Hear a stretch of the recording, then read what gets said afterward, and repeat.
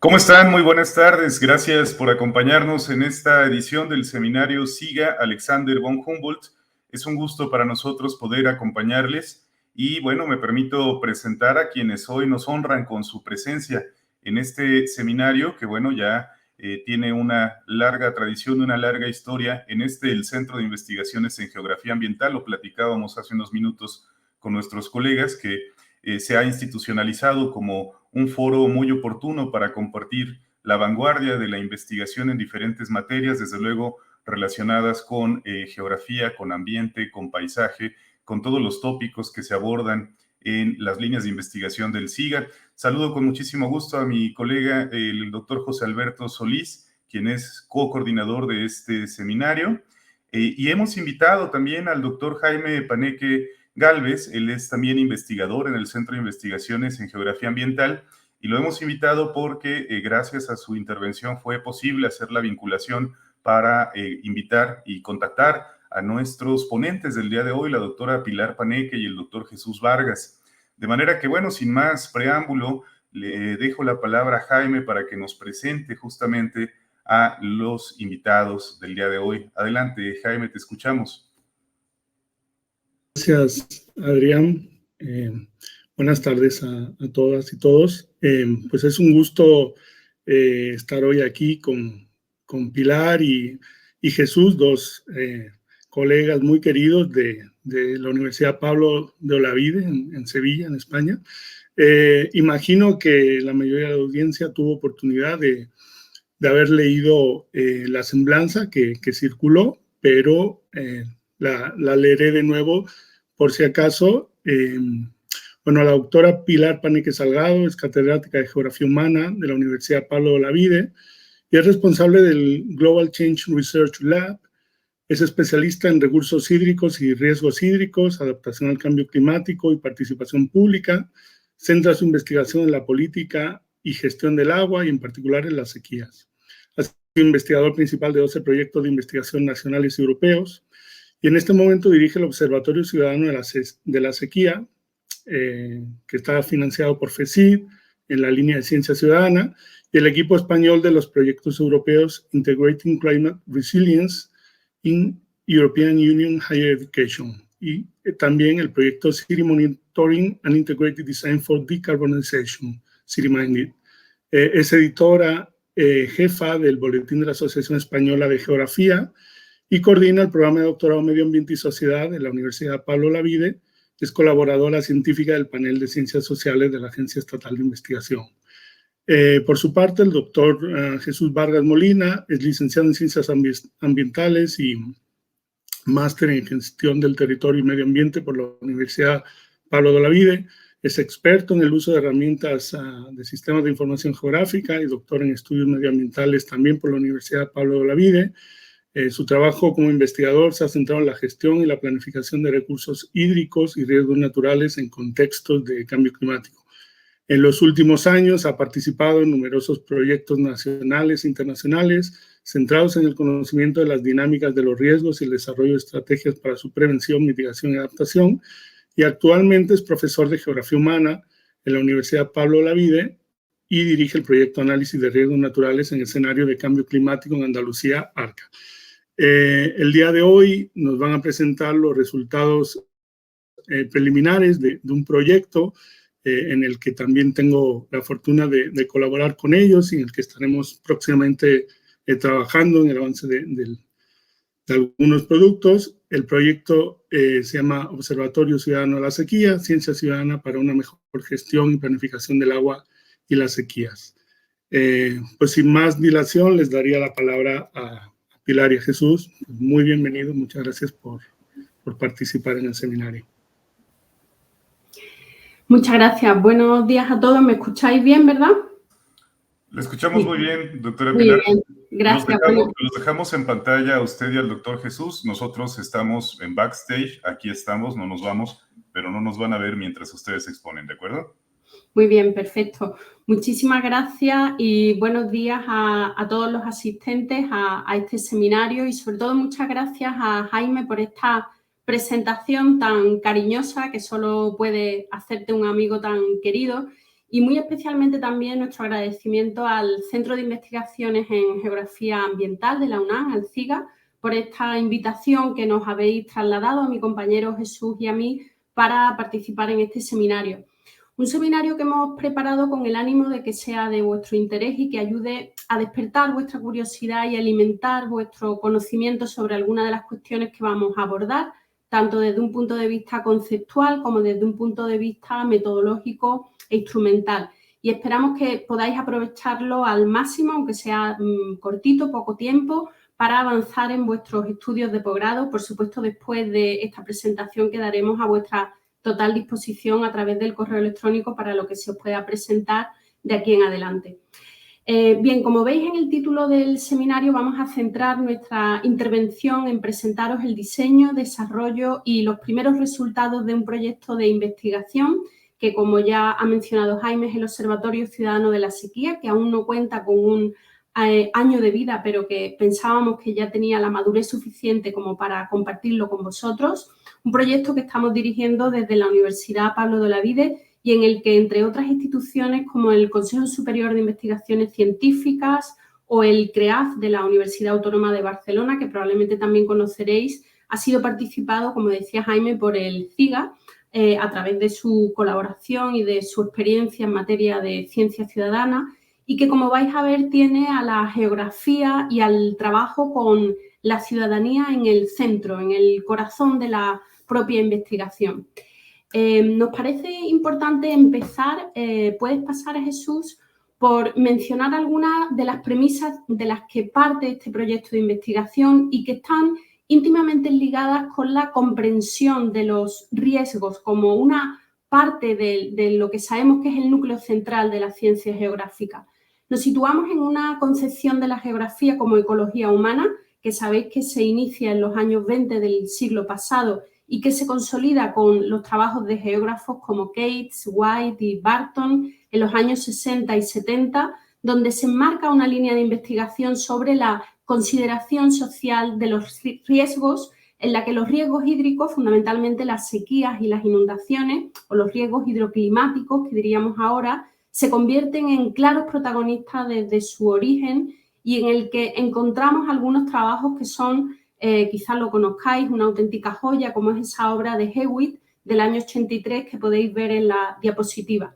Esta línea de trabajo, además, fue avalada e impulsada en esos mismos años 80 por la sociología del riesgo, con trabajos que también probablemente conoceréis, como los de Mary Douglas o los trabajos del alemán Ulrich Beck, que, entre otras cuestiones, incidían en que los problemas ambientales complejos de naturaleza híbrida, per se, de naturaleza social y de naturaleza física, natural, carecen de soluciones incuestionables y por ello requieren del apoyo de todas las partes implicadas. Estamos hablando, por tanto, de unir conocimiento científico y acción política y de mejorar la cualidad de los procesos de toma de decisiones. Esta va a ser una de las claves, la cualidad del propio proceso, que llega a ser incluso más importante que los resultados materiales que puedan derivar de ese proceso de toma de decisiones.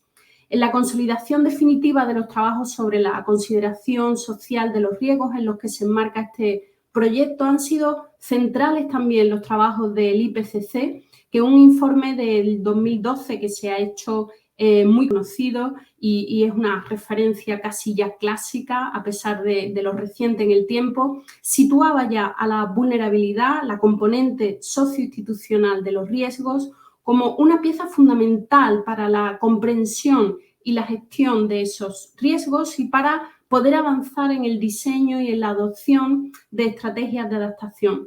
En definitiva, lo veis en esa figura que nos está diciendo el IPCC. Nos está diciendo que poco podemos hacer para disminuir la ocurrencia o la peligrosidad de estos eventos, los de las sequías o los de cualquier otro tipo de riesgo, pero podemos hacer mucho para disminuir la vulnerabilidad que siempre entendemos definida por las características que hacen a los sistemas susceptibles de sufrir daños, que veréis que es precisamente este término de vulnerabilidad uno de los conceptos clave en el desarrollo del proyecto que hoy os presentamos. Puedes pasar, Jesús. A esas cuestiones de partida sobre la concepción social del riesgo se añade también algunas premisas sobre el riesgo de sequía en particular. ¿Por qué nos hemos interesado por las sequías? Que debe ser una de las preguntas que probablemente os hagáis. Pues probablemente por su mayor complejidad. Como sabéis, sobre este riesgo existe hasta cierta dificultad en cuanto a su definición, lo que diferencia a las sequías de cualquier otro tipo de riesgos, incluso de su misma familia de riesgos hidroclimáticos, y les sitúa en el plano de algo que nos interesa especialmente en geografía, que son las percepciones, las interpretaciones, y por tanto le confiere un interés añadido desde la perspectiva de las ciencias sociales. Sabéis también que desde un punto de vista meteorológico, la sequía se define como un fenómeno natural que tiene que ver con una situación temporal en la que las precipitaciones están por debajo de los niveles considerados como normales en cada territorio. Pero realmente, como es muy bien representado en la primera figura de la diapositiva, que ilustra ese famoso ciclo hidroilógico, la sequía empieza a preocuparnos casi siempre tarde y dando lugar a una respuesta reactiva cuando existe un desequilibrio entre el agua disponible y las demandas existentes, que es precisamente cuando ya no hablamos de sequía, sino de escasez. Por tanto, la consideración social del riesgo de sequía tiene más que ver con nuestra vulnerabilidad que con el evento natural propiamente dicho. Es cierto que en los últimos años se ha hecho un esfuerzo importante para diferenciar estas dos situaciones de sequía natural, podemos decir, y de escasez. Pero queda reflejado en esos mapas, por ejemplo, lo que estáis viendo para el caso de las demarcaciones hidrográficas o las cuencas hidrográficas internas de España, que son responsabilidad del Ministerio de Transición Ecológica, y que muestra para fechas recientes, esos últimos mapas del mes de agosto, una realidad diferenciada y siempre más preocupante para el caso de la escasez o para la situación relativa a la escasez, que es en definitiva la que refleja el uso que estamos haciendo del recurso agua y la sobreexplotación a la que estamos sometiendo a nuestros sistemas hidrológicos. Es decir, desde el punto de vista de la geografía, de la ecología humana, de esta concepción social del riesgo de la que os estamos hablando, el interés mayor reside en el conocimiento del proceso que nos lleva a situaciones de escasez y no tanto a esos procesos físicos, meteorológicos que derivan en sequías naturales. Además, nos enfocamos en el estudio del riesgo de sequía porque sabemos que los pronósticos de cambio climático garantizan ya un aumento en la frecuencia, la intensidad y, por tanto, en los impactos de este tipo de eventos que, como ha vuelto a confirmar el informe del IPCC publicado este mismo mes de agosto, probablemente de una forma que ya conocíamos, pero incluso más rotunda, va a dar lugar no solo a la aparición de fenómenos nuevos como a sequías en lugares y en momentos del año en los que nunca antes habían ocurrido, sino también va a dar lugar a una mayor dificultad para predecir las consecuencias de las posibles combinaciones de esas características que estáis viendo en la figura obtenida precisamente de ese nuevo informe del IPCC. Esas nuevas características de mayor frecuencia, mayor intensidad, aparición de sequías en nuevas localizaciones y aparición de sequías en momentos del año en los que normalmente no ocurren. Puedes pasar, Jesús. En relación con el interés que el estudio de las sequías tiene desde el punto de vista de la construcción social de los riesgos, de las que estamos hablando en esta primera parte, en esta introducción, hacemos un apunte que nos parece de especial interés para entender mejor las dificultades que aún existen en la comprensión de numerosas cuestiones que rodean al uso del agua y al uso, a la gestión que hacemos de este recurso básico. En definitiva, en las razones por las que creemos tan necesario un proyecto como el del Observatorio Ciudadano de la Sequía. Y tiene que ver con una de las patas fundamentales de la gestión de los riesgos, que no es otra que la comunicación de dichos riesgos que tan directamente influye en lo que comentábamos antes, en las percepciones, en las opiniones y en las actitudes frente a esos eventos que están basadas principalmente en la cultura, en las narrativas creadas por las instituciones y en las interacciones sociales que cambian en el espacio y en el tiempo. Sabemos que existe un claro consenso científico sobre la necesidad de tener una opinión pública informada que pueda participar y enriquecer un debate tan importante como el de las alternativas de gestión, en este caso del recurso agua, un recurso básico, elemental.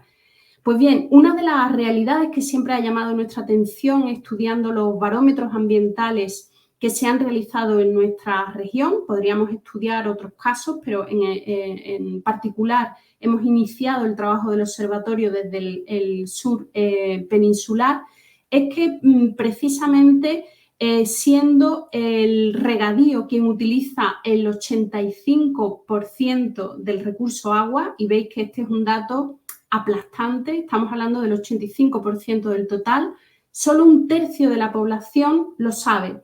De hecho, la mayor parte de la población piensa que el agua se consume mayoritariamente en los hogares, lo que tiene mucho que ver con que las campañas de ahorro casi siempre están dirigidas al consumo doméstico y también, y de manera fundamental, tiene que ver con el enorme poder que siguen teniendo las grandes organizaciones agrarias en nuestro país, que cuentan con una larga tradición y con una gran legitimación social. Por tanto, en torno a esta idea se ha construido una narrativa que empobrece el debate público sobre la gestión del agua en nuestro país y muy en particular en nuestra región, que es más propensa a sufrir los efectos del cambio climático como toda la zona mediterránea. ¿Y por qué esto es importante? Porque esa falta de información hace que cuando se pregunta a la población por sus preferencias en cuanto a las medidas de gestión del agua, lo podéis ver en la figura de la derecha, se opta mayoritariamente por el ahorro de agua en los hogares, es decir, por medidas que escasamente pueden resolver o pueden solucionar el problema de escasez que enfrentamos. Son medidas muy poco efectivas desde el punto de vista de quién consume el recurso. Nos encontramos aquí, por tanto, con un reto científico añadido, un reto científico importante, como es el de vencer lo que se denomina un estado de opinión generalizado que dificulta avanzar hacia nuevos modelos de gestión que precisamente tienen mucho que ver con las estrategias de adaptación al cambio climático. A partir de las premisas de partida que hemos comentado, ¿puedes pasar, Jesús? Se hace evidente que es necesario plantear metodologías distintas a las de la ciencia tradicional que resultan poco útiles a la hora de proponer soluciones para el diseño de políticas ambientales. Esto, por supuesto, no significa que la ciencia tradicional quede invalidada, sino simplemente que resulta insuficiente.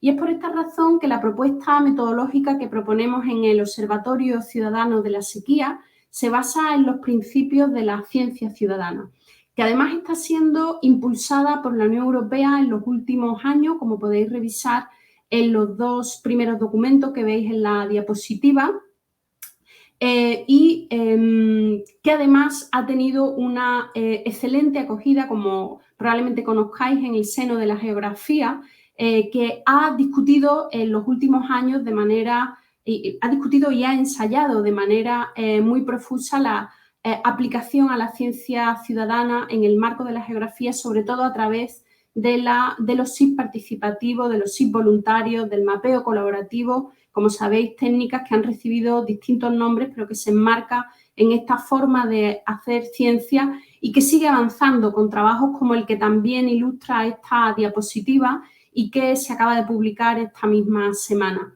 La apertura de la investigación a la ciudadanía debe entenderse como garantía de calidad, como decíamos antes, más del proceso que del propio resultado, y también como garantía de evaluación crítica, que puede enriquecer los procesos de investigación científica gracias al conocimiento de las condiciones locales. Precisamente por eso la ciencia ciudadana, los proyectos que se diseñan bajo la óptica de la ciencia ciudadana están teniendo tan buena acogida en geografía, porque nos interesa especialmente ese conocimiento directo de los territorios. Por tanto, debe entenderse esta forma de hacer ciencia no solo como una necesidad política, cambiar la forma en que veníamos trabajando, sino también como una necesidad epistemológica para el propio trabajo del investigador. En el caso del observatorio, nos planteamos desarrollar un proyecto colaborativo, lo que entre los distintos tipos de proyectos de ciencia ciudadana que existen, quiere decir que es diseñado por por el equipo científico con el trabajo de los voluntarios o con la colaboración de los voluntarios para aportar y analizar datos, perfeccionar el diseño del proyecto y participar en la difusión de resultados. Y lo planteamos con el convencimiento epistemológico, como decíamos antes, de que en el estudio, la comprensión y la gestión de los riesgos, hacer ciencia ciudadana aporta legitimidad, corresponsabilidad y capacitación social de una forma multidireccional, y luego vamos a ver qué significa exactamente eso y por qué es tan importante. De esta manera nos planteamos una serie de objetivos que pretenden responder a todas las formas de intervención ciudadana que tradicionalmente se han identificado según su nivel de implicación, que irían desde la información, en este caso podríamos hablar de geoinformación, a la consulta, la participación y la deliberación. Y esto lo hacemos a través del diseño de una metodología de cálculo y una propuesta de indicadores de exposición, sensibilidad y capacidad de adaptación que nos permiten construir y cartografiar un índice de vulnerabilidad a la sequía. Y aquí, como veis, aparece la primera referencia directa al término de vulnerabilidad, al que anteriormente hemos hecho mención. Del trabajo de homogeneización e integración espacial de información de fuentes muy diversas y a las escalas propias de la planificación hidrológica y de las sequías, que como sabéis son poco conocidas y suelen diferir de las delimitaciones administrativas y que además son de muy difícil acceso y comprensión por parte de personas no expertas. También de la construcción de un geovisor interactivo que integra un atlas de mapas que pretende mejorar el conocimiento de la población sobre temas claves relacionados con el agua y la sequía. Recordar la cuestión comentada de la necesidad de crear opiniones informadas. También del desarrollo de un chatbot, de un asistente virtual que responde preguntas que analiza a través de expresiones regulares y que contrasta con un glosario previamente definido por nosotros sobre las temáticas que abordamos, así como información a escala municipal que devuelve al usuario según los registros de nuestra base de datos espacial. También de la promoción de la participación y de la deliberación sobre distintas medidas de gestión a través de encuentros con las administraciones responsables de la gestión del agua y de las sequías, y del diseño de herramientas como cuestionarios basados en aplicaciones web o story maps, y de la dinamización de redes sociales. Y por último, de la construcción de una red a la que llamamos comunidad, la comunidad del observatorio, que apoya y mejora el proceso de investigación y de la que forman parte unos 30 agentes que van desde asociaciones de protección civil y técnicos de emergencia, ayuntamientos, grupos de investigación, organizaciones ecologistas como Greenpeace, por citar alguna que podéis conocer, organizaciones de pequeños y medianos agricultores, etc. Lo que veis aquí en esta diapositiva no es una secuencia de trabajo lineal, ya que casi todas las fases de la investigación se han llevado en paralelo y se han ido retroalimentando, pero sí os las presentamos de forma diferenciada para poder explicaros de forma más clara, más organizada, las cuestiones metodológicas e instrumentales por las que hemos optado y que ahora pasa a explicaros con más detalle, entrando en las tripas del proyecto para que lo podáis entender y conocer mejor, mi compañero Jesús.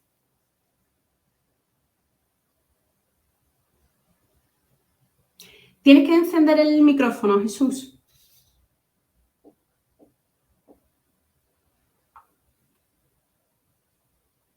Abajo, lo encuentras abajo a la izquierda.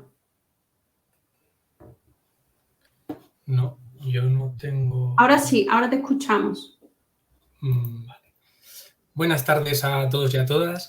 Como os decía, cojo el testigo de mi compañera Pilar para explicar algunos aspectos clave en el desarrollo de las herramientas que hemos diseñado en el proyecto del Observatorio Ciudadano en la Sequía para conseguir algunos de los objetivos que os ha comentado, os ha introducido mi compañera Pilar. Un elemento fundamental de todo el proyecto... Jesús, estás en micro. ¿Me escucháis?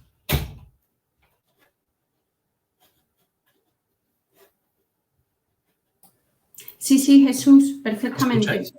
Sí, sí, sí. Vale, perdonad. Bueno, decía que uno de los elementos fundamentales y centrales en toda la estructura del proyecto, aunque no el único, es la construcción de una infraestructura de datos, una infraestructura de datos espaciales que hemos generado a través del software libre PostgreSQL y con la extensión geográfica de PostGIS, en la que hemos podido homogeneizar y centralizar toda la información geográfica que hemos obtenido a través de las diferentes fuentes. Esta base de datos nos permite generar una base sobre la que desarrollar el resto de herramientas del proyecto que os voy a mostrar a continuación.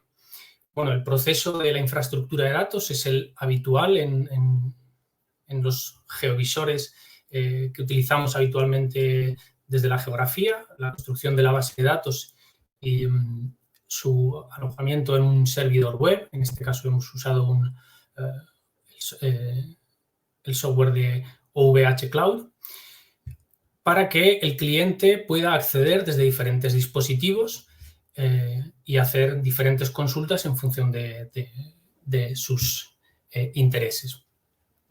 La novedad que introduce un proyecto de ciencia ciudadana en este tipo de infraestructura de datos espaciales es la bidireccionalidad de la información, en la que el cliente o el usuario, además de consultar información a través del desarrollo de unas herramientas específicas que ahora vamos a mostrar, puede aportar información a esa base de datos, de manera que estamos en un proceso continuo de intercambio de información entre la base de datos o los científicos, los investigadores y los voluntarios, los agentes sociales que quieren participar en el proyecto. Aquí os muestro algunas de las herramientas básicas que hemos desarrollado y cómo este flujo de información que os comentaba se desarrolla para cada una de las herramientas. En primer lugar, hemos generado un atlas de mapa. Os he comentado que hemos centralizado y homogeneizado información geográfica de diferente naturaleza, hidrológica, climática, de gestión y planificación de sequías, de abastecimientos urbanos. Ahora os enseñaré algunos de estos mapas. Por tanto, la primera tarea ha sido homogeneizar esta información.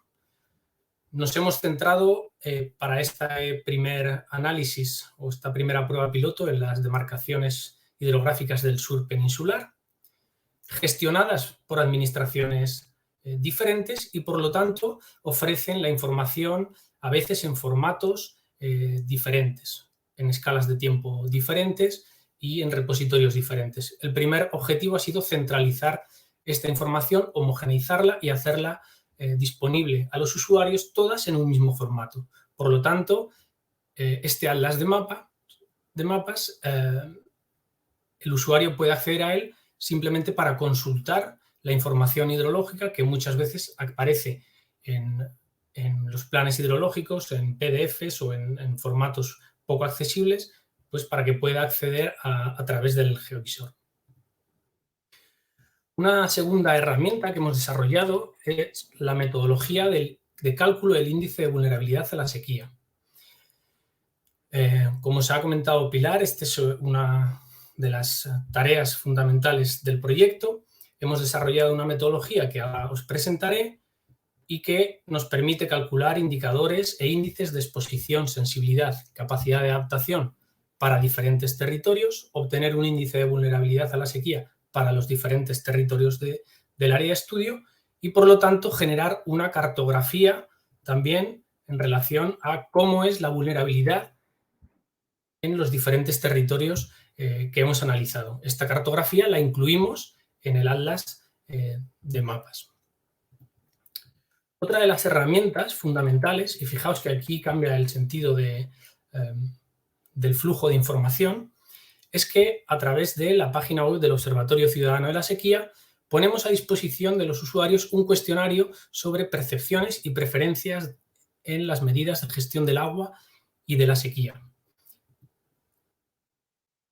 A través de este cuestionario que hemos conectado a la base de datos, obtenemos una serie de respuestas y alimentamos algunos de los indicadores que se utilizan para calcular el índice de vulnerabilidad. En detalle, lo utilizamos para cuantificar o para medir algunos de los indicadores relacionados con la capacidad de adaptación, aquellos que tienen que ver con las percepciones, como la percepción sobre el cambio climático, la percepción sobre el riesgo de sequía o la confianza institucional, indicadores que se han mostrado, se han analizado como fundamentales para determinar la adaptación de una determinada sociedad a un evento natural. Como veis, en este momento, o a través de esta herramienta, el usuario ya está introduciendo información en la base de datos a la que luego va a poder acceder a través del atlas de mapas. Ya empezamos a tener una bidireccionalidad en la información de los datos, en el intercambio de información, en este caso para calcular los indicadores de vulnerabilidad. Por último, hemos generado también un chat conversacional, os lo ha introducido también mi compañera, en la que, por un lado, desarrollamos algunas herramientas que, también conectadas a la base de datos, los usuarios pueden consultar determinada información hidrológica, como cuál es la empresa de abastecimiento que da el servicio de abastecimiento de agua en un municipio particular, o acceder a un glosario sobre términos relacionados con el cambio climático, la sequía y el agua. También todas las consultas que recibimos a través de este chat están conectadas a la base de datos, de manera que se produce también una doble interacción. Nosotros recibimos la información que el usuario quiere conocer. A lo mejor nosotros, en el atlas de mapas o a través de las diferentes herramientas, hemos ofrecido una información que a nosotros nos parece de interés. A través del chatbot podemos también conocer cuál es aquella información que demanda el usuario y que a lo mejor nosotros no hemos tenido en cuenta. Por lo tanto, la bidireccionalidad también se replica a través de la herramienta del chatbot. Aquí os enseño alguna de la cartografía que hemos generado. Hemos generado cartografía de información climática, os pongo algunas animaciones, son series históricas que hemos homogeneizado y centralizado para la precipitación media anual, la temperatura media anual o el índice estandarizado de sequía pluviométrica. Es tecnología basada en hexágonos, en un sistema grid basado en hexágonos, que permite la indexación geográfica jerarquizada en diferentes niveles de zoom. Como podéis ver en el mapa de abajo a la derecha, hemos seleccionado un zoom diferente a los que aparecen en los mapas de la izquierda. Esto facilita el análisis computacional y visual para mostrar este tipo de información climática, que además tiene sentido cuando se presenta en una serie temporal, no de forma estática.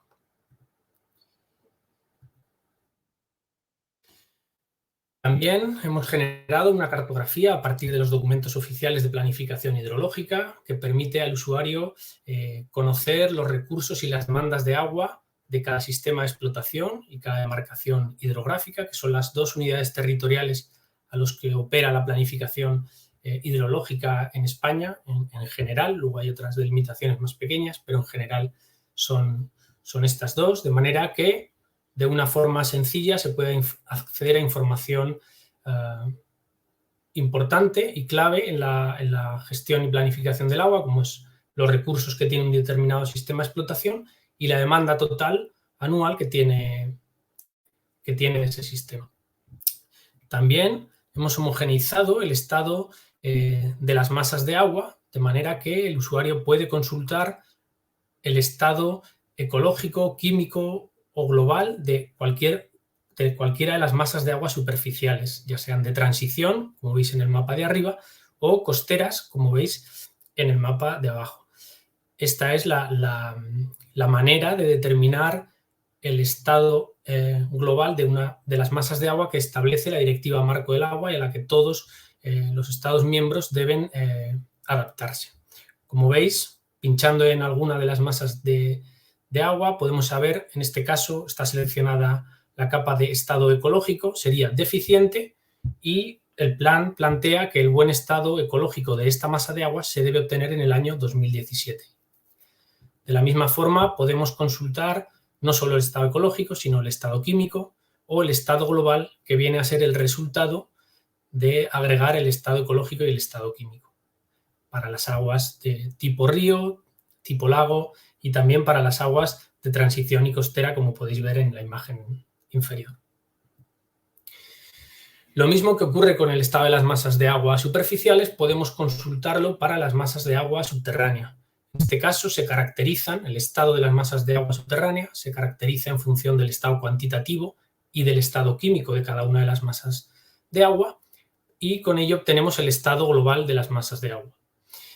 Además, tenemos una herramienta en la que cada usuario puede consultar o puede introducir en una búsqueda el dato de su municipio y puede ver cómo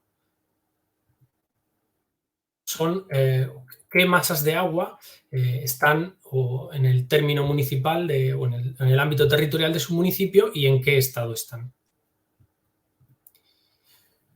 También, en referencia a la información hidrológica, hemos centralizado los históricos de los valores de todos los embalses de las cuencas del sur peninsular, de manera que se puede consultar a tiempo real el nivel actual de los embalses con información relativa a qué demarcación pertenecen, a qué provincia, cuál es la capacidad total del embalse, cuál es el nivel actual y, por tanto, obtener el porcentaje actual. Podemos acceder al histórico de cómo ha ido evolucionando y también podemos consultar cuál es el valor agregado del estado de los embalses, tanto por provincias. Aquí veis, por ejemplo, en la provincia de Sevilla, actualmente tenemos un 47,9% de reserva de agua de los embalses, y también en la demarcación, a nivel de demarcación. Como veis, en la demarcación hidrográfica del Guadalquivir, pues el porcentaje es del 28%. Además, también introducimos cartografía relativa a la planificación y la gestión de las sequías. Pilar os presentaba y os remarcaba la diferencia entre la sequía meteorológica y la escasez. Los planes de sequía en España miden efectivamente estas dos variables en dos unidades territoriales diferentes. Por un lado se mide la sequía meteorológica, que puede ser o puedes declarar una unidad territorial en ausencia o como sequía prolongada, y por otro lado la escasez coyuntural, que viene a hacer un balance entre los recursos disponibles y las demandas de agua y la garantía para satisfacer dichas demandas. Los mapas de escasez, como podéis ver a la derecha, caracterizan la situación de cada una de las unidades territoriales en normalidad, prealerta, alerta y emergencia. La entrada en cada uno de estos escenarios dispara una serie de medidas. Y fijaos, si ponemos una secuencia temporal de lo que ocurre en cuanto a los indicadores de sequía meteorológica, estáis viendo ahora una secuencia temporal desde abril del año pasado hasta septiembre de este año, en la que prácticamente todo el mapa es verde. Fijaos qué ocurre para el mismo periodo temporal si analizamos el estado de escasez. Veis cómo se puede observar cómo, a pesar de que la sequía meteorológica es mayoritariamente o señala una ausencia de sequía, cuando hablamos de escasez coyuntural, vemos cómo los diferentes escenarios de prealerta, alerta y emergencia se disparan. Por lo tanto, eso que comentaba Pilar, esa concepción del riesgo como concepción social, veis que el evento natural, la sequía meteorológica, el evento climático no está produciendo una situación de emergencia, pero la propia gestión de los recursos es la que nos está llevando a entrar en situaciones de alerta y emergencia. También incluimos información acerca de los abastecimientos urbanos. Hemos clasificado cada uno de los municipios en función del tipo de gestión, en función del operador que ofrece la gestión del abastecimiento urbano, que es competencia municipal en España, en función de si es pública, privada o a través de algún consorcio mixto. Y también hemos hecho un análisis del grado de cumplimiento sobre la obligación de elaborar planes de emergencia por sequía para abastecimientos, que en España es obligatorio para todos los municipios con más de 20.000 o todos los abastecimientos urbanos de más de 20.000 habitantes. Como veis, todavía, aunque esta obligación es del año 2001, veis que todavía la mayoría de los municipios que deben tener un plan de emergencia por sequía no lo tienen redactado y por lo tanto no están preparados para afrontar un periodo de sequía. La segunda de las herramientas que os quería presentar es la metodología del índice de vulnerabilidad a la sequía. Abajo os pongo un enlace en el que podéis consultar una presentación dinámica y acceder a toda la información que os voy a contar ahora. Para ello hemos desarrollado una metodología de cálculo de índice de vulnerabilidad que sigue la metodología tradicional de elaboración de este tipo de índices compuestos. Caracterizamos la vulnerabilidad en función de la exposición, la sensibilidad y la capacidad de adaptación, en función de esas tres componentes.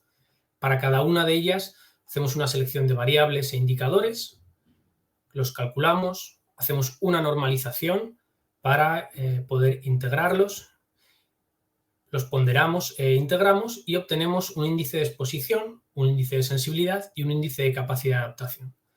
Estos tres índices los integramos en el índice final de la vulnerabilidad, de forma que a medida que aumenta la exposición o aumenta la sensibilidad, aumenta la vulnerabilidad, es decir, exposición y sensibilidad se relacionan de forma directa con la vulnerabilidad, mientras que a medida que aumenta la capacidad de adaptación, disminuye la vulnerabilidad, se relaciona de manera inversa a la vulnerabilidad. Por eso los símbolos de la fórmula que podéis ver más abajo.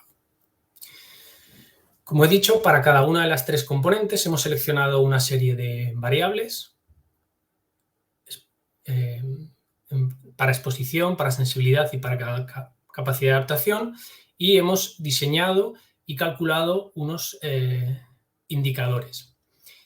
En la presentación dinámica que os comento y el enlace que os dejo aquí abajo, podéis consultar cada una de las fichas que hemos realizado en la que exponemos la metodología de cálculo de cada uno de los indicadores propuestos. En este caso, por ejemplo, la ficha para el cálculo de la superficie de los cultivos, que luego ponderamos normalizamos entre 0 y 1, pues introducimos información sobre la definición, la descripción del indicador, a qué escala territorial lo hemos aplicado o se puede aplicar, con qué escala temporal, de dónde hemos obtenido la fuente de los datos, cómo lo hemos calculado y cómo se relaciona con la vulnerabilidad.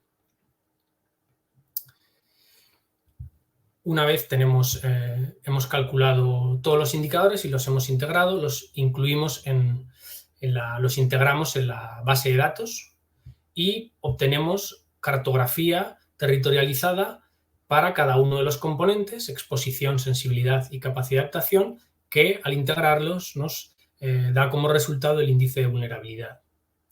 Aquí os he puesto un ejemplo de los índices de exposición, de sensibilidad y de capacidad de adaptación, es decir, de los índices compuestos. Pero en el GeoVisor también podéis consultar la cartografía obtenida para cada uno de los indicadores que hemos propuesto para cada una de las componentes.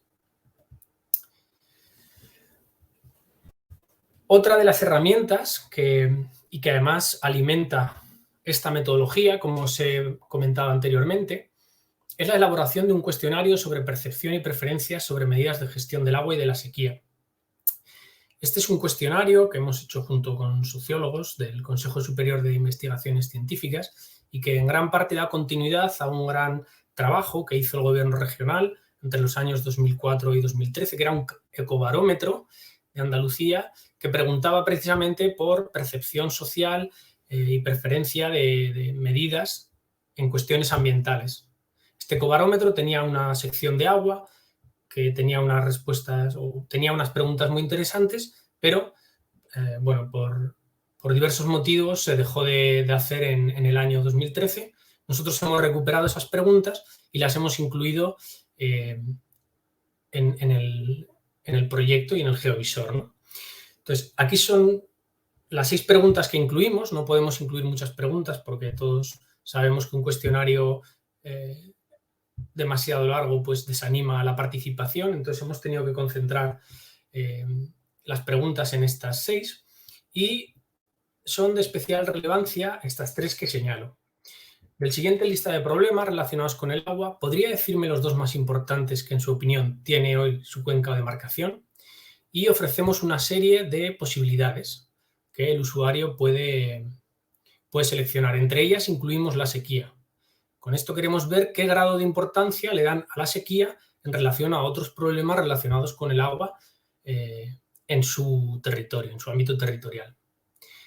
En segundo lugar, preguntamos sobre la percepción de cambio climático en su territorio.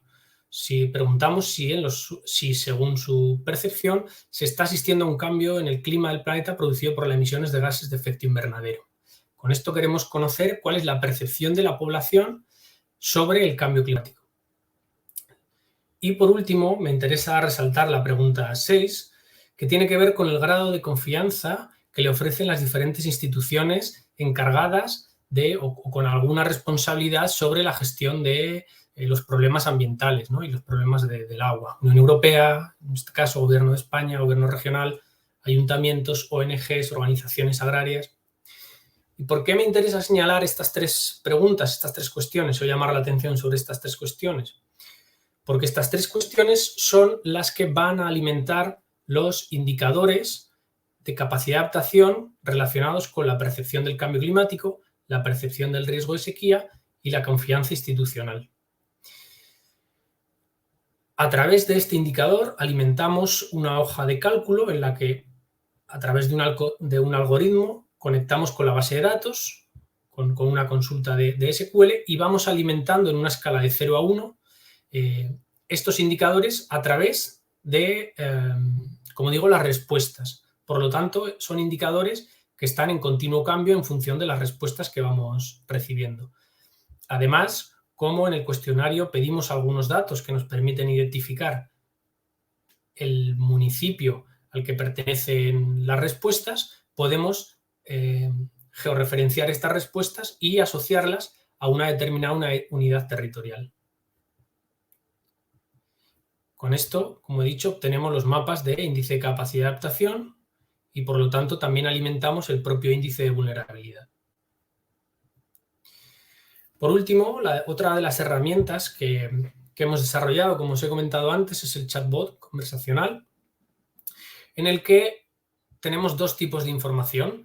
Una de ellas es la información de consulta, es decir, el usuario puede hacer consultas al chatbot. Como os he comentado, tenemos un glosario sobre agua y sequía. En este caso os he puesto un ejemplo de cómo respondería el chatbot al término, si yo le pregunto qué se entiende por escasez. Todas las respuestas están basadas, o todo el glosario está basada en glosarios de documentos de organismos nacionales e internacionales. Y además también, como novedad, introducimos la posibilidad de que el usuario obtenga información municipal. Muchas veces o en muchas ocasiones la información hidrológica y de la planificación del agua se hace en unas unidades territoriales o con unas delimitaciones que no se ajustan a los límites municipales. Es difícil trasladar la información de esas unidades territoriales a lo que está pasando realmente en mi municipio. Por lo tanto, nosotros hemos homogeneizado esta información y ofrecemos información municipal de manera que cualquier usuario puede consultar sobre su municipio cuál es el índice de sequía en su municipio, el índice de escasez, cuál es el estado de los planes de emergencia por sequía. Eso que os enseñaba antes de mi municipio debe tener un plan de emergencia, ¿lo tiene hecho? ¿No lo tiene hecho? ¿Quién es la empresa que me da el abastecimiento de agua? Etcétera. Y por último, nosotros también nos nutrimos, del aprendizaje que produce la recopilación de las consultas realizadas y de todas las conversaciones que el chatbot tiene con los usuarios. Como veis, hemos creado un esquema específico para el chatbot, de manera que todas las respuestas y todas las conversaciones se van alimentando en la base de datos. Esto nos permite entrenar, por un lado, el autoaprendizaje del chatbot a través de la inteligencia artificial y, por otro, obtener información sobre cuál es la información que está demandando el usuario y que a lo mejor nosotros no le estamos dando. No solo qué información, sino en qué formatos también le gustaría tenerla. Por lo tanto, aquí este chatbot nos permite también un intercambio de información que nos puede hacer mejorar mucho el proceso de investigación. Además, hemos desarrollado algunas herramientas que no tienen que ver con la base de datos, pero sí con la implicación de la ciudadanía, la difusión de los resultados, la transferencia, tan importante la transferencia de la ciencia hacia la ciudadanía, ¿no? Hacer la ciencia, convertirla en un lenguaje para todos. Una de las herramientas que hemos desarrollado ha sido el desarrollo de diversos story maps. Nos permite contar, story maps nos permiten contar historias de una manera sencilla, ¿no? Historias que tienen que ver con elementos geográficos. Hemos desarrollado 2 story maps a modo de prueba, uno que habla sobre lo que es el propio Observatorio Ciudadano de la Sequía, el propio proyecto, y además otro sobre el geovisor, sobre la parte que os he presentado ahora y que tiene más que ver con el tema de la infraestructura de datos. El objetivo de estos 2 story maps, además de difundir y hacer transferencias sobre el proyecto, es enseñar también a la ciudadanía qué posibilidades tendrían para difundir un caso concreto o difundir alguna historia que quieran contar a través de los mapas relacionadas con el agua o la sequía en algún territorio concreto. Para eso ofrecemos también que si los ciudadanos se ponen en contacto con nosotros, podemos, a través de nuestra herramienta de Story Maps, desarrollar su historia, contar su historia y ayudarles a hacer un Story Map para que ellos puedan contar y difundir la historia que quieran contar. Además, y por último, también tenemos en la página web del Observatorio Ciudadano de la Sequía, hemos generado un repositorio web en el que se puede acceder de manera centralizada, sin tener que perder tiempo en buscar en diferentes repositorios, diferente información o información de diferente naturaleza relacionada con otros observatorios de sequía. En concreto tenemos 4 observatorios de sequía a nivel nacional e internacional, 49 visores cartográficos, 27 documentos sobre agua, sequía y cambio climático, 23 redes y proyectos también relacionados con ciencia ciudadana. De manera que este repositorio nos permite a las personas que estén interesadas en temas relacionados con la gestión del agua, el cambio climático o la ciencia ciudadana, poder localizar diferentes recursos de interés desde aquí.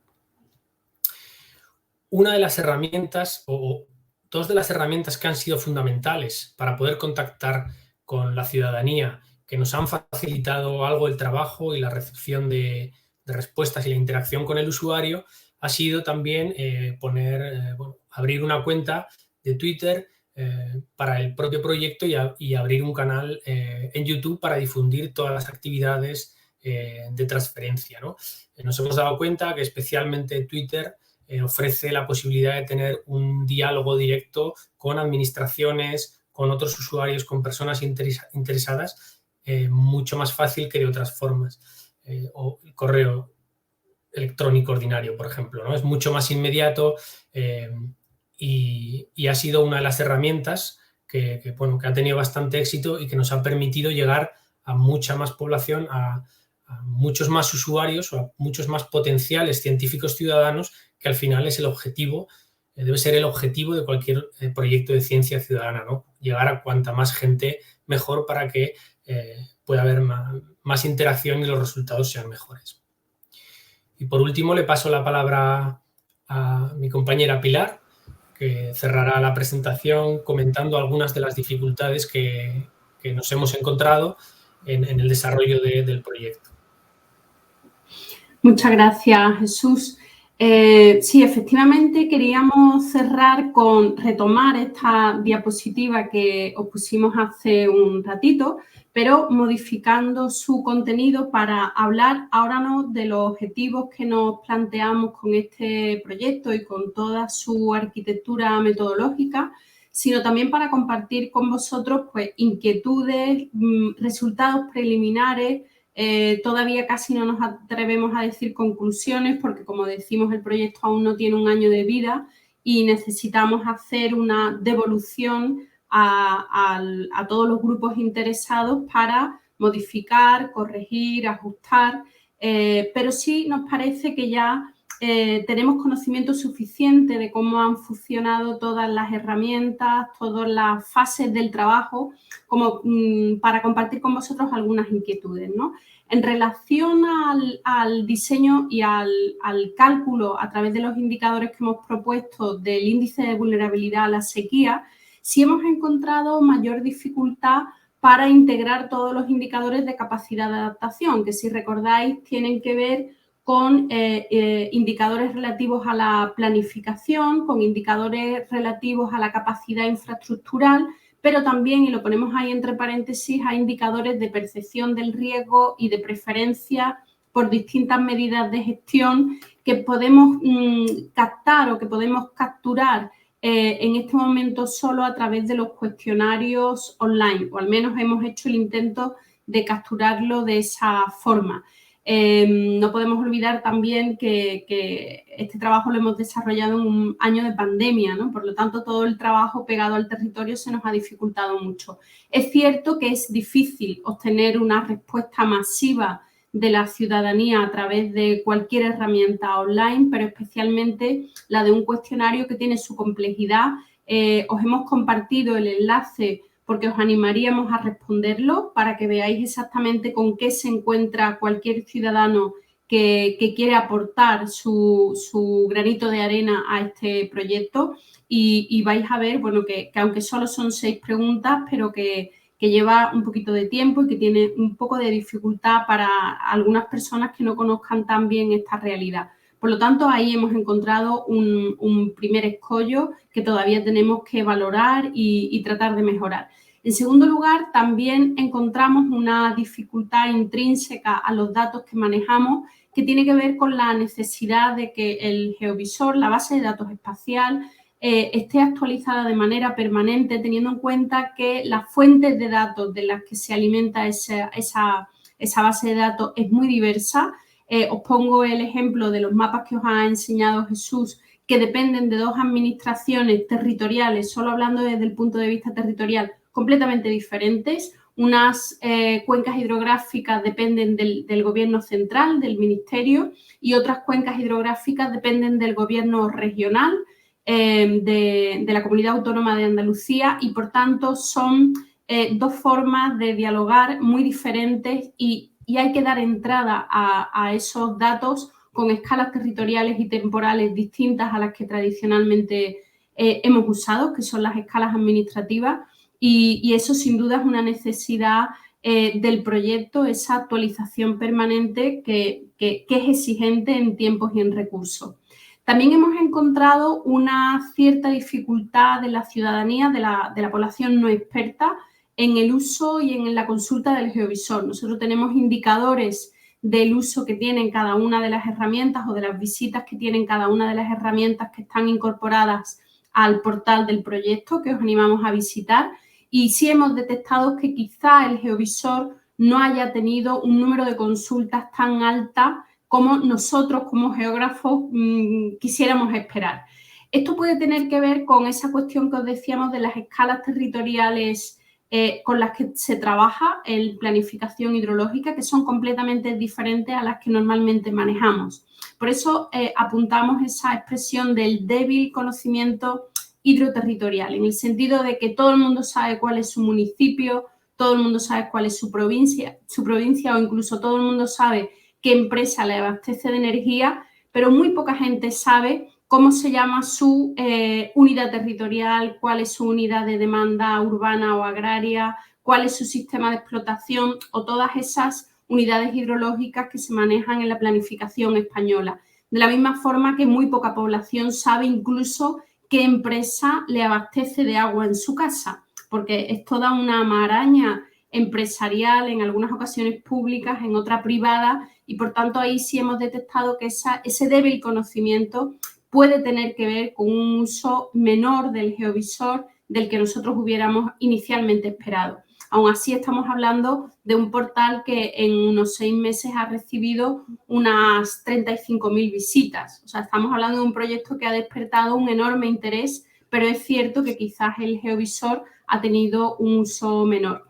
Por otra parte, en relación con el chatbot, también ha sido la última herramienta que hemos podido terminar y sí sabemos que no estamos hablando todavía de nuestra intención inicial, que era la de incorporar inteligencia artificial. No podemos hablar todavía de inteligencia artificial porque para eso necesitamos un número muy alto de interacciones, de tal manera que podamos entrenar una red neuronal, lo que quiere decir que tenemos que hacer aprender al sistema. Y eso, de la misma forma que alguna otra cuestión que os voy a contar a continuación, tiene que ver con tiempo. Necesitamos más tiempo para entrenar, en este caso, el chatbot. En relación con el resto de herramientas, como los Story Maps, el uso de las propias redes sociales, en definitiva, todas las acciones de comunicación que estamos desarrollando, sí hemos notado también que tienen una alta dependencia del contexto. El hecho de que haya coincidido, como decíamos, con 1 año y medio ya de pandemia y con otra cosa que nos influye mucho, ¿no? Y es que hay un cierto cansancio o un cierto hartazgo por los procesos participativos que se han desarrollado en España en relación con la Directiva Marco del Agua, con la Directiva Europea que obligaba a elaborar la planificación hidrológica, entre otras cosas, a través de procesos participativos. Yo creo que todos los agentes más interesados están cansados, están agotados, han sido procesos muy pesados, muy formales y probablemente eso también afecta a cualquier proyecto que intente avanzar algo más en este sentido. Y por último, en cuanto al mapeo de actores y a la generación de esa comunidad del observatorio que os mencionábamos al principio, hemos encontrado mayores limitaciones para interactuar con la ciudadanía en general porque lleva tiempo. Requiere estar en los territorios, requiere visitar los lugares en los que actualmente hay conflictos, estar con las personas que conocen ese terreno y, por tanto, como decíamos antes, necesitamos prolongar el proceso investigador, necesitamos revisar todo lo hecho, necesitamos revisar los resultados y, sobre todo, necesitamos discutirlo en el terreno, ¿no? Entonces, bueno, no queríamos terminar sin comentaros estas limitaciones, podemos decir, que hemos encontrado hasta ahora. Es importante hacer una lectura crítica de las investigaciones que se desarrollan. No seríamos honestos si solo os contamos las bondades de la investigación, porque precisamente aquí lo importante es hacer camino al andar. Y esas son las cuestiones que nos motivan precisamente para dar continuidad a este proyecto. Así que con estos últimos comentarios sobre el trabajo pendiente, yo creo que es una buena forma de acabar. Terminamos esta presentación y os damos la palabra a todos los que estáis asistiendo. Muchas gracias, estimada Pilar, estimado Jesús, por acompañarnos en este seminario SIGA Alexander von Humboldt. Tenemos algunas preguntas en las redes sociales. Si nos hicieras favor, estimado Jaime, de ayudarnos a moderar esta sesión de preguntas, las voy a mostrar ahora en pantalla para que podamos verlas y responderlas. Muy bien. Bueno, pues muchas gracias antes de nada a Pilar y a Jesús. Creo que ha sido una charla súper interesante. Espero que a la audiencia le haya parecido también inspiradora. Creo que quedó bastante claro pues, el marco teórico y el marco metodológico del proyecto de inicio con la introducción de Pilar y luego pues, los entresijos de la metodología, ¿no? del proyecto con la participación de Jesús. Bueno, pues comenzamos por nuestra colega Esperanza Arnés y ella dice: hola, buenas tardes, gracias por la presentación, me parece un trabajo muy valioso y útil. Tengo una pregunta, qué tipo de datos son los que se piden al ciudadano en el cuestionario. Debo comentar, estimado Jaime, que es como un hilo de Twitter el que nos puso Esperanza en el YouTube. Entonces, su pregunta se enlaza con el siguiente comentario y el siguiente, y así vamos. Sí, ahí veo. Bueno, voy leyendo. Si es posible modificar la metodología o los indicadores que miden el índice de vulnerabilidad a la sequía por la ciudadanía, ¿hasta qué punto no se está reflejando la opinión o el conocimiento de ese alto porcentaje de personas que desconocían el dato de que el 85% del recurso hídrico se ocupaba en la agricultura y no en los hogares? Bueno, y les da las gracias y la enhorabuena por toda la información generada. Vale, Jesús, hago yo un comentario y si quieres tú añades después. Bueno, en relación, muchas gracias, Esperanza, por tus preguntas y tu felicitación. Las dos cosas nos alegran. En relación con lo que preguntas, habrás visto en una de las diapositivas que ha proyectado Jesús que de las preguntas que se hacen en el cuestionario, solo algunas de ellas, 3 en concreto, forman parte de los indicadores de capacidad de adaptación que alimentan el índice de vulnerabilidad. Y esto es así porque lo que se incorpora de acuerdo a todo el debate teórico, a toda la literatura científica sobre cómo medir, cómo calcular la capacidad de adaptación de un sistema, de una población, de un territorio, tiene que ver fundamentalmente con cuestiones de percepción y de opinión pública.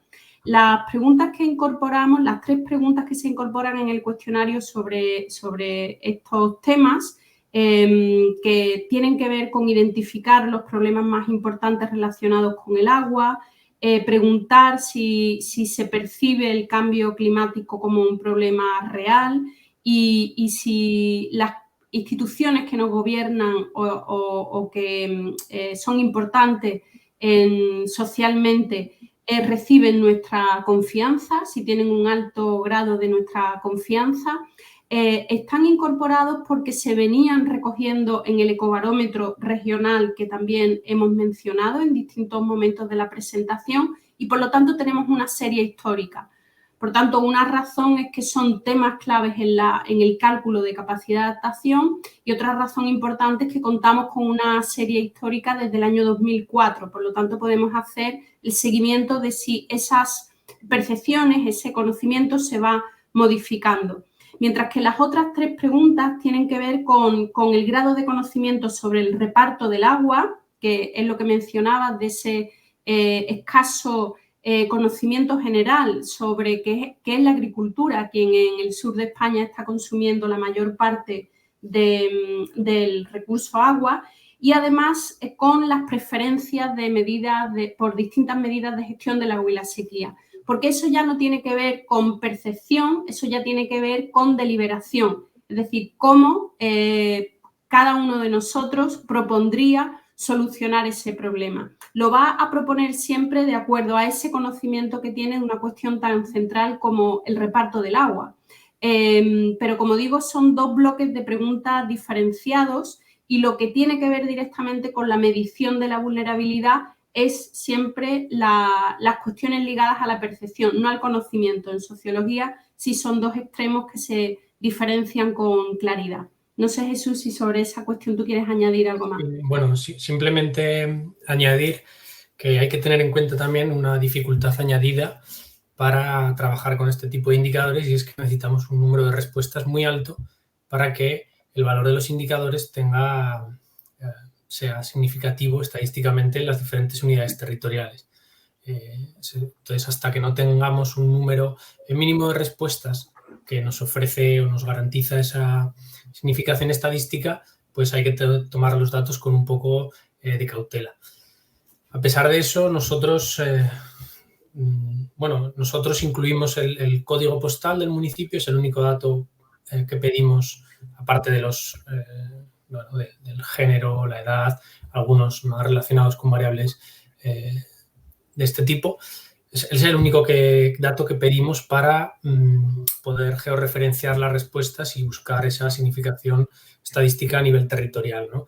Eso no exime que también recibimos respuestas de fuera del ámbito de estudio y que también recopilamos. Simplemente esas respuestas no van a alimentar esos indicadores porque no están georreferenciadas en el ámbito de estudio, pero también nos es muy interesante recibir y conocer la percepción de otros territorios, ¿no? De hecho, estamos recibiendo muchas respuestas de territorios fuera de nuestro ámbito de estudio.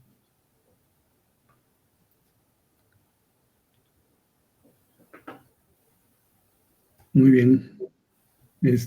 Bueno, creo que esas, bueno, no las habíamos comentado. Bueno, sí. Perdón, iba a decir que creo que todo el hilo de esperanza, por lo que he podido ver en los comentarios, está relacionado con lo que hemos contestado.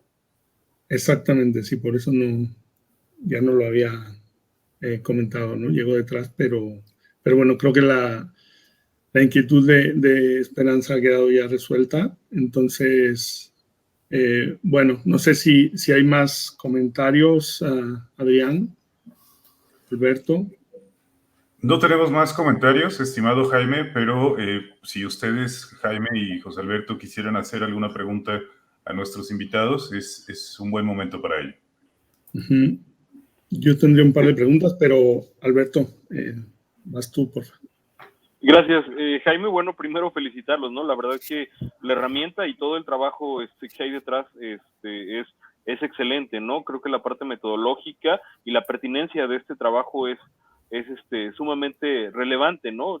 Pues tanto para el área de estudio que están contemplando, pero pues desde luego para toda la parte de geografía y desde el punto de vista de la ciencia ciudadana.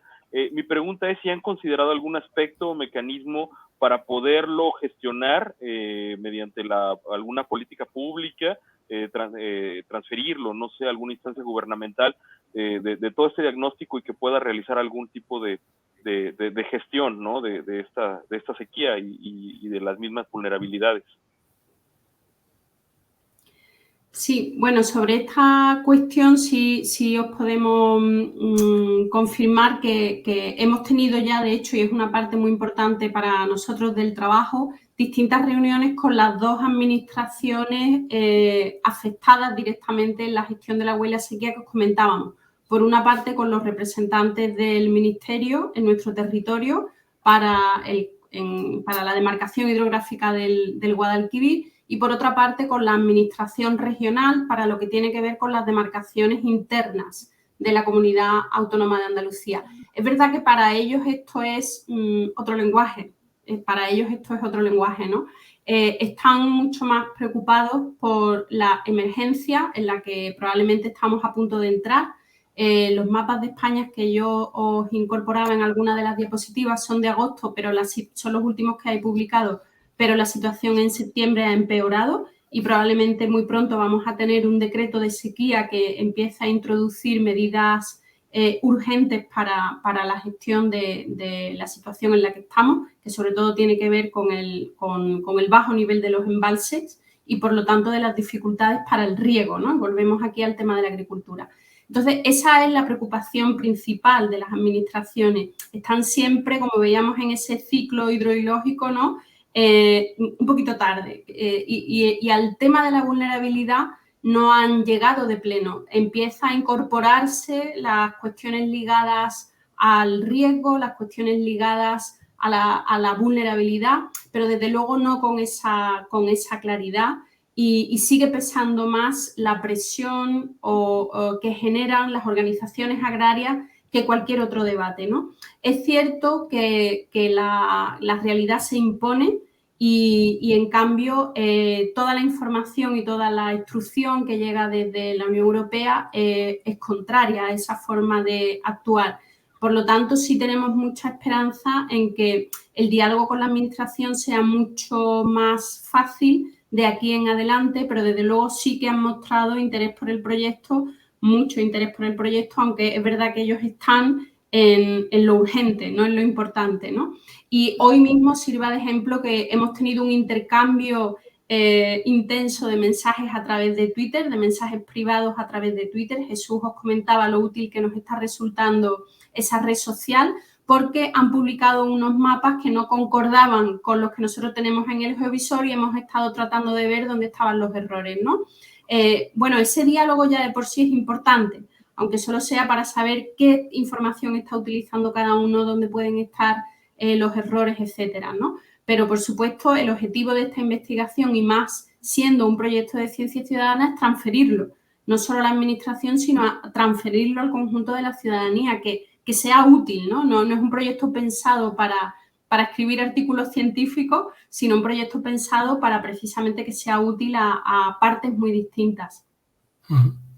Solo por añadir una cosita a lo que comentaba Pilar, y no solo la vinculación con las administraciones con competencias en gestión del agua es importante.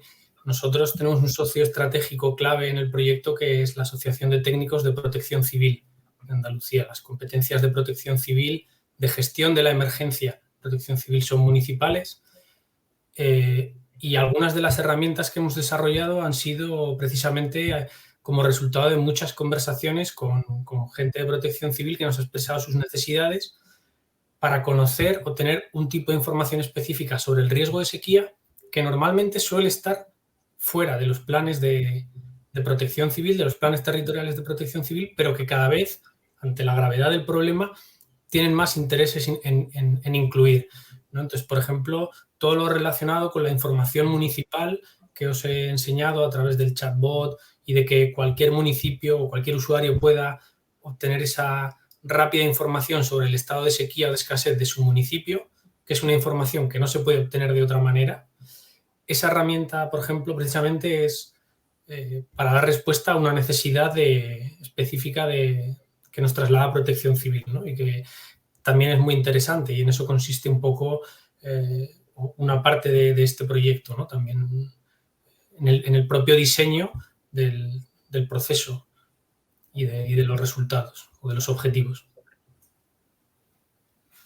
Muchas gracias. Muy bien. Tenemos otra pregunta de nuestro colega Luis Miguel Morales. Él pregunta, ¿sería factible incorporar indicadores para medir la capacidad de mitigación, además de los indicadores de capacidad de adaptación? Sí, pues Luis Miguel, muchas gracias por tu pregunta.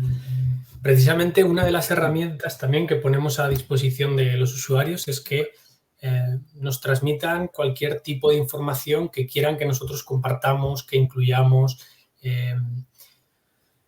La vulnerabilidad es un concepto todavía muy ambiguo que tiene demasiados retos pendientes. Nosotros estamos ensayando esta metodología desde hace unos cuantos años y estamos en continuo aprendizaje.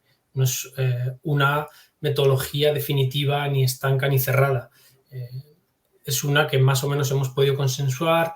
También tiene mucho que ver con la disposición de la información que tenemos, pero obviamente es una metodología abierta. Y, por supuesto, cualquier aportación se podría considerar e incluir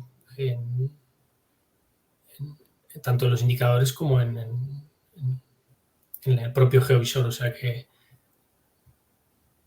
todas las aportaciones son muy bienvenidas. Sí, yo a eso solo añadiría que, por supuesto, indicadores se pueden proponer y se pueden incorporar. En el caso, además de los indicadores de mitigación, habría que ver, Luis Miguel, qué tienes exactamente en la cabeza, porque es verdad que a veces son indicadores de mitigación o medidas de mitigación, pero al mismo tiempo lo son de adaptación, ¿no? También en eso hay un debate importante, depende de lo que estés pensando. Pero en este caso, lo más importante sería que se pueda calcular en las unidades en las que se gestiona ese riesgo. Eso es importante porque ha sido uno de nuestros quebraderos de cabeza, ¿no? Indicadores se nos pueden ocurrir muchos, pero para poder ser integrados, como decíamos, en una de las dificultades que tiene este tema que estamos abordando, ¿no?, tan complejo, es que hay que homogeneizar información y tiene que ser calculada a las escalas territoriales y temporales de la planificación hidrológica. Y no es sencillo. Precisamente por eso incluso los indicadores de percepción que se capturan a partir de los cuestionarios piden a los usuarios que contestan su localización. Pedimos el municipio y el código postal. El código postal no todo el mundo lo quiere incorporar, pero al menos el municipio, para que lo podamos incluir y pueda estar georreferenciado en la base de datos, ¿no? Entonces, ese sería quizás el único pero. Todos los indicadores se pueden valorar, pero además de la idea, hay que saber cómo calcularlos y contar con una fuente de datos oficial. Todas las fuentes de datos que hemos usado son oficiales, es una información igual a la que utilizan las administraciones responsables, para que tampoco en eso haya discusiones, ¿no? No son nuestros datos y sus datos, sino son los únicos datos oficiales que existen. Esa sería la única limitación, digamos, de los indicadores que se pueden incorporar. Muy bien. Creo que no tenemos más preguntas en el chat, Adrián. No, estimado Jaime, ya no tenemos más preguntas y nos encontramos también sobre tiempo, de manera que si quieres generar una última intervención para cerrar. Sí, haría quizás una pregunta rápida que creo que puede ser interesante también para la audiencia, porque bueno, el tema de la ciencia ciudadana pues es pues bastante novedoso, aunque tiene ya 2 décadas y media prácticamente recorrido, pero bueno, ha emergido sobre todo en esta última década muy fuerte y tiene como diversas críticas, ¿no? En muchos casos pues se le critica que es una forma pues gratuita, ¿no? Que tenemos los científicos en tiempos además cada vez más de recursos financieros más escasos de recolectar datos a grandes escalas, ¿no? En ese sentido yo rescataría algo que comentaba Pilar de inicio, que me pareció fundamental, ¿no? Cuando uno quiere trabajar con una visión de ciencia ciudadana un poquito más crítica.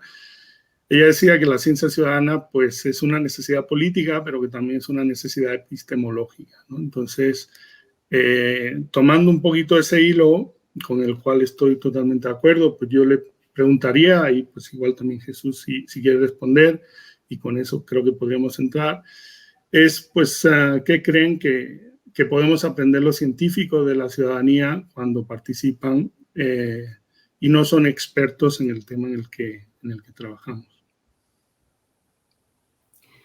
Bueno, yo creo que absolutamente todo, ¿no? Absolutamente todo, no solo las claves territoriales, como tú dices, nos aprovechamos de alguna manera, ¿no? de tenerlos por todo el territorio y de que conozcan los casos locales y los conflictos locales mucho mejor que nosotros, sino aportan otra mirada completamente diferente al objeto de estudio, en este caso al recurso agua o al riesgo de sequía que nosotros nos hemos acostumbrado a ver con una mirada, no me gusta decir experta, ¿no? Porque el tema es tan complejo que no terminamos de saber. Nosotros no somos físicos, no somos meteorólogos, no somos climatólogos, somos geógrafos humanos.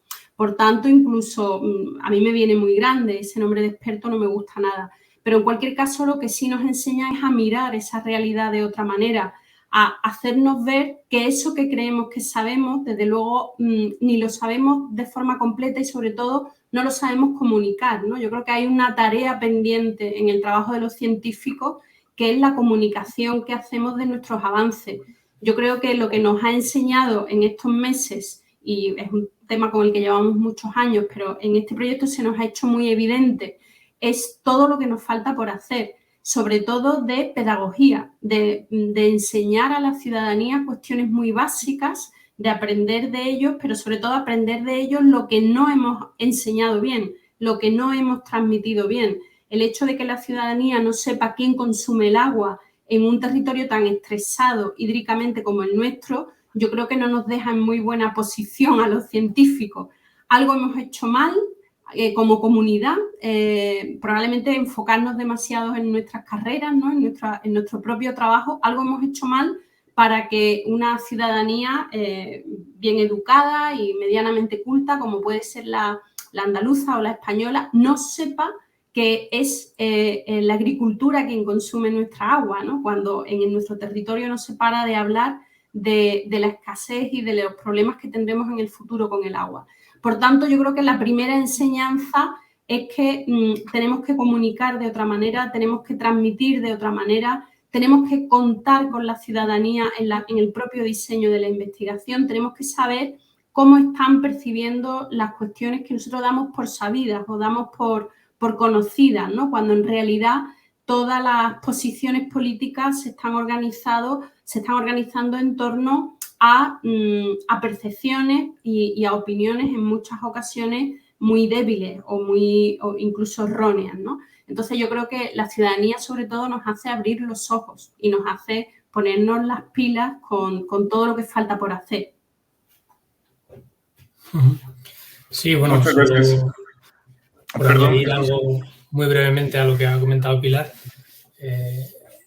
Es más, cuando aplicamos ciencia ciudadana en geografía, ¿no? en cuestiones socioterritoriales que están muy relacionadas con las políticas públicas, cuando estamos pidiendo percepciones, opiniones, medidas de gestión, preferencias, a través de un proceso de investigación, también nos ayuda a conectar mucho con las necesidades y las preocupaciones reales de la gente, y a conectar también un poco, no podemos utilizarlo no solo para hacer esa pedagogía o esa transferencia del conocimiento hacia aquellas cosas que pueden preocupar más, ¿no? Sino para a veces centrarnos y decir, bueno, nosotros estamos muy empeñados en estudiar esta línea, ir por aquí, y luego resulta que la ciudadanía va en una dirección contraria, ¿no? Entonces también podemos sacar provecho, por así decirlo, en el propio proceso de definición y de nuestra propia investigación, ¿no? Muy bien, bueno, muchísimas gracias. Jaime, tenemos una pregunta más del doctor Antonio Vieira. Nada más que esta nos la hizo llegar vía electrónica, no por la plataforma. Y él nos pregunta si bajo la experiencia de vinculación con entidades de gobierno relacionadas con el tema de sequía, ¿cuáles son los retos a los que se han enfrentado? ¿Se refiere, Adrián, si he entendido bien, con las propias administraciones? Sí, me imagino que su enfoque es preguntarles acerca de este aspecto vinculatorio con las entidades de gobierno, que a su vez pues tienen bajo su cobijo temas con la sequía, ¿no? Relacionados con la sequía. Sí, bueno, en ese sentido casi que tendríamos que referirnos a los casi 20 años que llevamos trabajando en este tema, porque lo cierto es que la administración se ha transformado radicalmente, eso lo tenemos que reconocer, ¿no?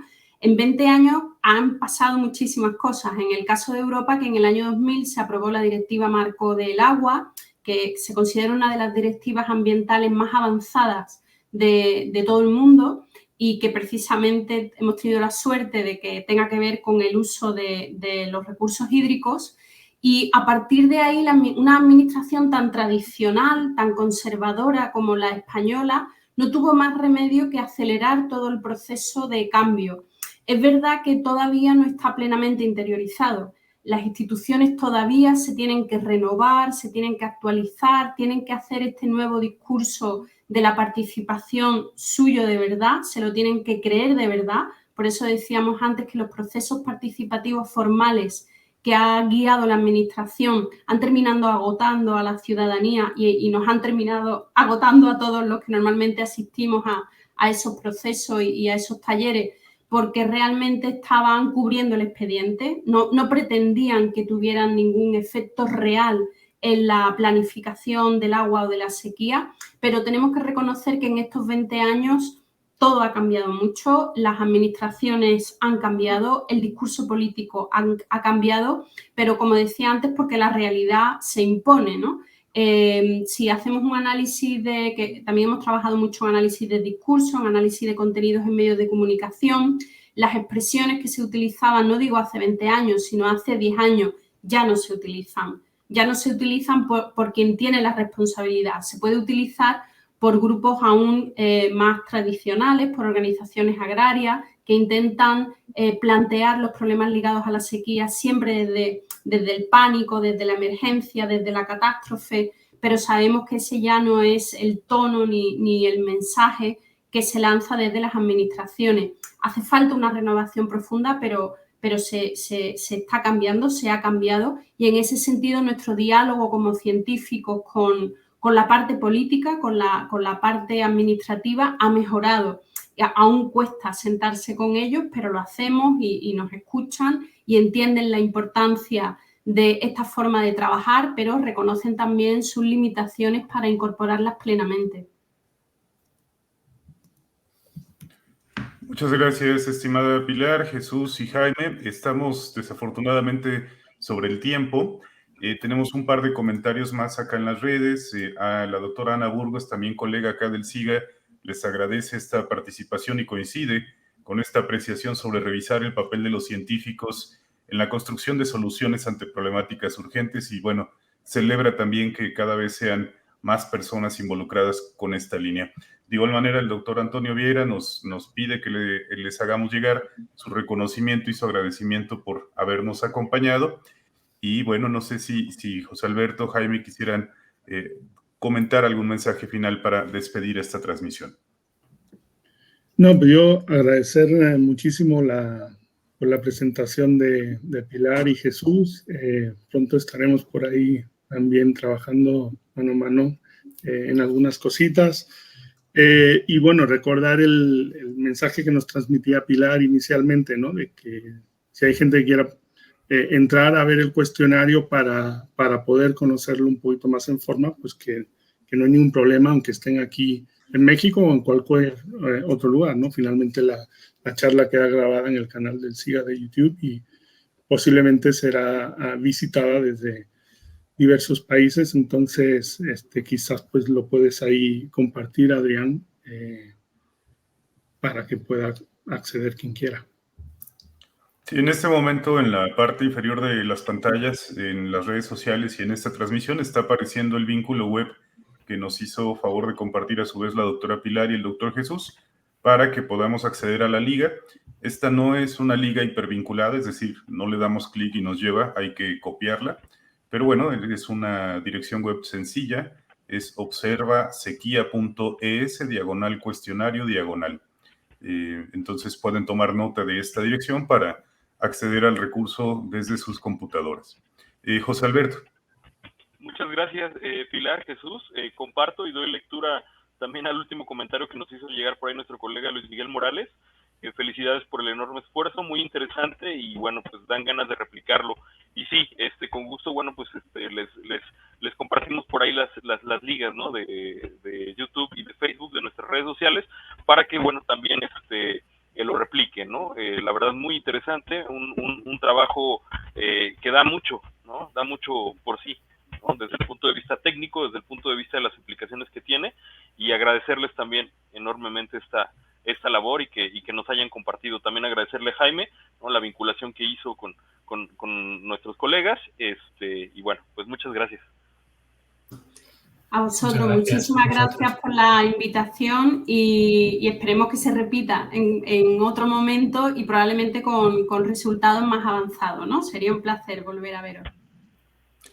Muchas gracias, estimados Pilar y Jesús. Sabemos que allá donde ustedes se encuentran, pues ya es prácticamente la hora de descansar, si no es que pasó desde hace rato, ya tal vez sea un mejor momento para una pinta de cerveza o algo más relajante. Así que les mandamos un abrazo fraterno desde acá, desde Morelia, y ojalá que los podamos tener nuevamente en este seminario muy pronto. Muchas gracias. Gracias. Y bueno, pues a nuestra audiencia nos encontramos en la próxima edición del seminario SIGA Alexander von Humboldt. Muchas gracias por habernos acompañado y seguimos en comunicación.